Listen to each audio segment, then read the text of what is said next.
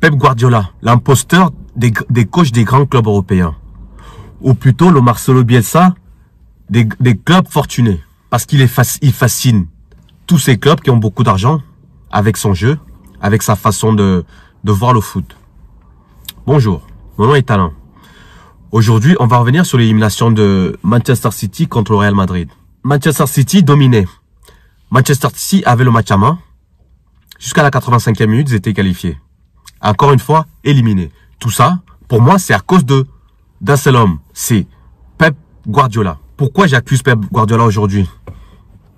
Parce que depuis 10 ans qu'il est parti du FC Barcelone, là où il a beaucoup gagné, où il avait une équipe très forte, avec des joueurs exceptionnels, notamment Lionel Messi ou Samuel Eto'o, il est parti de ce club où tout le monde était à ses ordres, où tout était fait pour lui.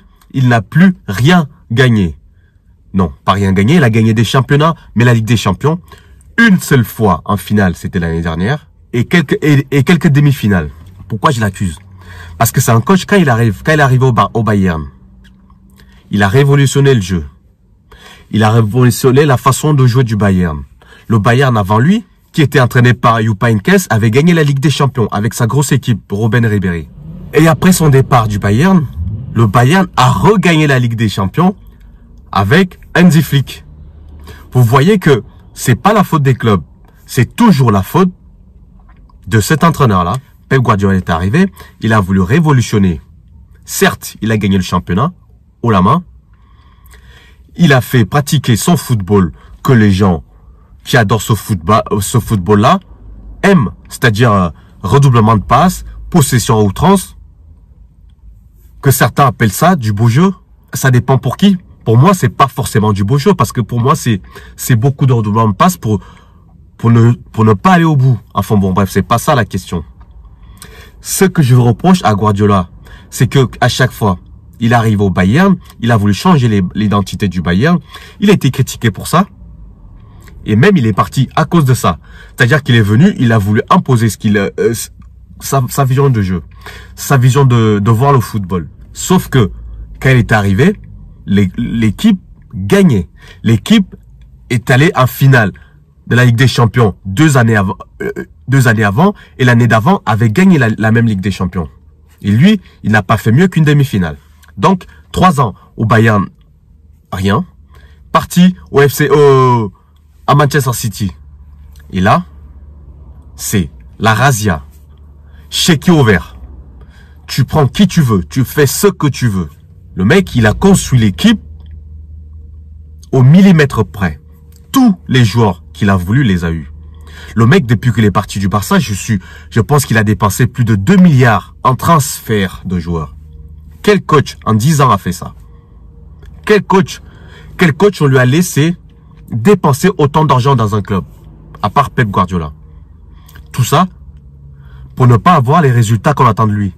Au Bayern, on lui trouvait les circonstances atténuantes en disant que il domine tellement le championnat allemand que quand il arrive en Ligue des Champions, il n'a pas la même adversité.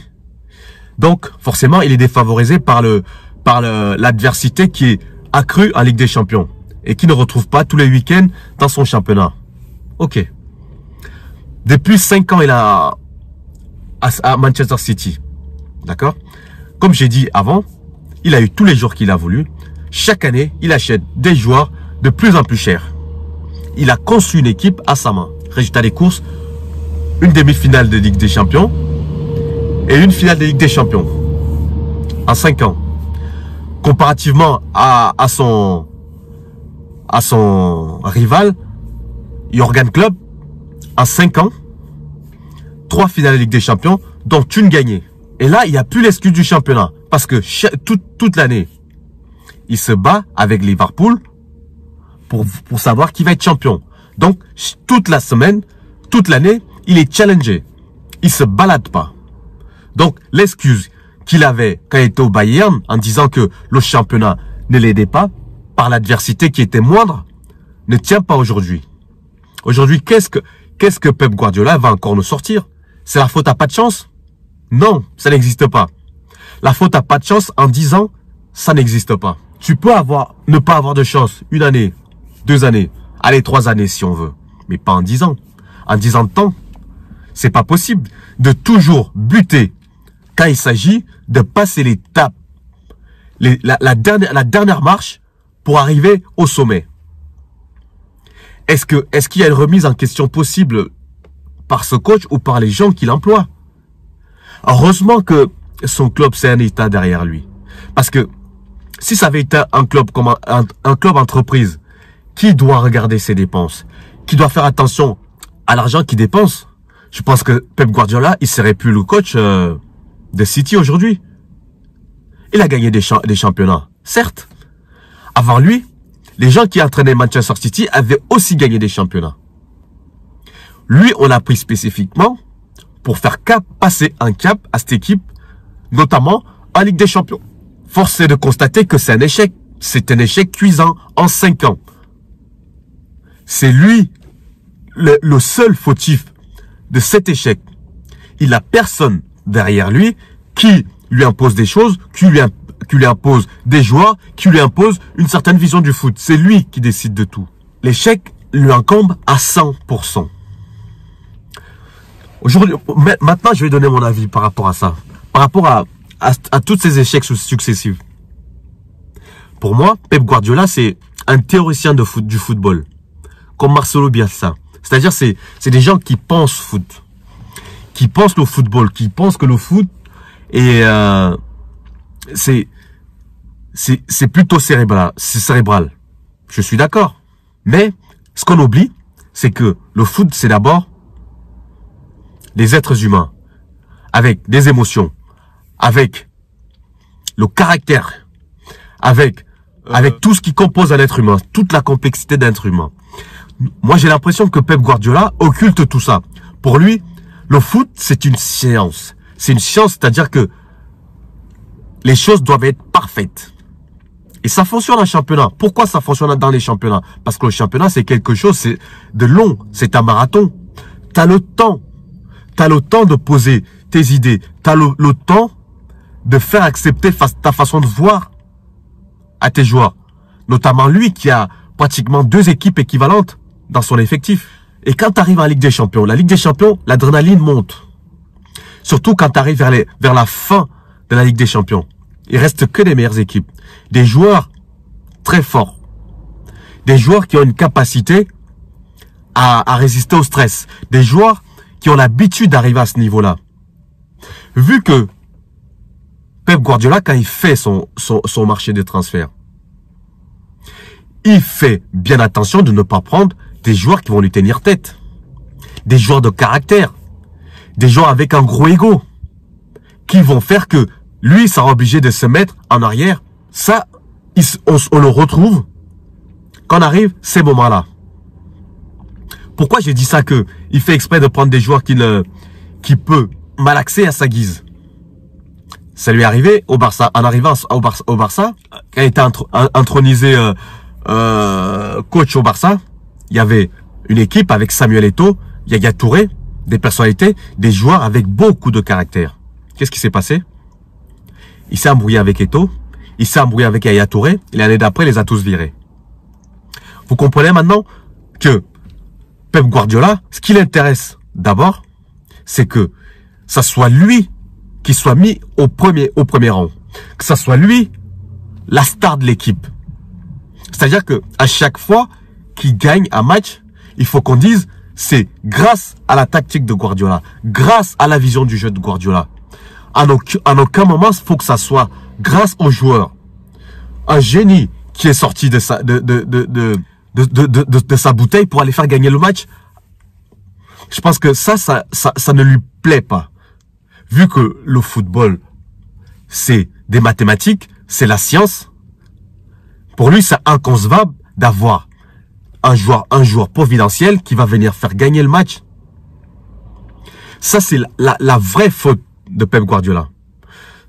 Monsieur, il s'estime plus important que les 11 joueurs ou même les 24 joueurs qui composent son effectif. Ça, c'est une grosse erreur. Voilà pourquoi il échoue de façon successive. À chaque fois qu'il est dans une équipe avec des joueurs avec du caractère, avec de la personnalité, ça ne passe pas. Avec Ibrahimovic, ça s'est mal passé aussi au Barça. Vous comprenez que aujourd'hui, vous allez dire, j'ai fait cette vidéo pour faire du buzz. Non, c'est un constat. C'est un temps long. Pour un coach, 10 ans, c'est énorme. En 10 ans, il y a eu Zidane qui a gagné. Zidane a gagné la Ligue des Champions 3 fois. Klopp est en finale 3 fois et en a gagné une. Pour un coach comme Guardiola, c'est beaucoup trop peu. C'est beaucoup trop peu ce qu'il nous montre par rapport aux moyens mis en place. Certes, son jeu est attrayant. Quand tu regardes le match de City, tu t'ennuies pas forcément. Mais ça manque de punch. Ça manque de personnalité, ça manque de personnage. La personnalité de City est sur le banc. On le voit pendant les matchs, comment il vit les matchs. C'est lui l'acteur principal. Donc, on ne peut pas dire que si City a perdu aujourd'hui, c'est la faute à pas de chance. Non, ce n'est pas la faute à pas de chance. C'est la faute à 100% à Guardiola. C'est Guardiola qui a conçu cette équipe pour échouer. Il n'a pas conçu une équipe pour gagner. Son équipe, il a monté pour échouer. Et donc, ne soyons pas surpris que systématiquement, Guardiola perde et n'arrive pas à aller plus haut en Ligue des Champions avec cette équipe-là. Avec pas forcément cette équipe-là, avec ses équipes. Parce que la façon de les monter, ça correspond exactement au résultat final. C'est-à-dire qu'une équipe avec de très bons joueurs, certes, mais pas avec des joueurs avec un ego qui va faire que ça va de temps en temps clasher, mais ça peut être salvateur dans les moments difficiles. C'est-à-dire que quand la tactique ne peut plus rien faire, c'est les joueurs exceptionnels qui sortent. C'est les joueurs exceptionnels qui te font gagner le match. Voilà ce que je voulais dire aujourd'hui sur Guardiola.